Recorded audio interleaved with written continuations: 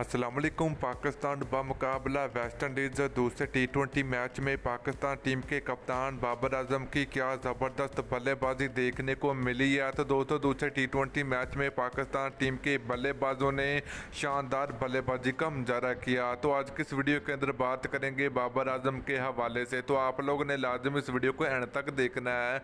तो दोस्तों, उससे पहले अगर आपने अभी तक इस वीडियो को लाइक नहीं किया तो वीडियो को लाइक करें, उसके बाद चैनल को सब्सक्राइब करें और बेल आइकन जरूर अनेबल करें ताकि आप लोगों को मजीद क्रिकेट की वीडियो मिलती रहेगी। तो चलिए दोस्तों, बात करें पाकिस्तान क्रिकेट टीम के कप्तान बाबर आजम की। तो बाबर आजम ने वेस्ट इंडीज़ के खिलाफ दूसरे टी20 मैच में क्या तूफानी बल्लेबाजी का मुजाहरा किया। तो दोस्तों, बात करें पाकिस्तान क्रिकेट टीम के स्कोर की, तो पाकिस्तान क्रिकेट टीम की पोजीशन काफ़ी ज़्यादा मुस्तकम हो चुकी है और पाकिस्तान क्रिकेट टीम के कप्तान बाबर आजम ने शानदार बल्लेबाजी का मुजाहरा किया। तो दोस्तों, बाबर आजम ने दूसरे टी20 मैच में चौकों और छक्कों की बारिश कर दी है।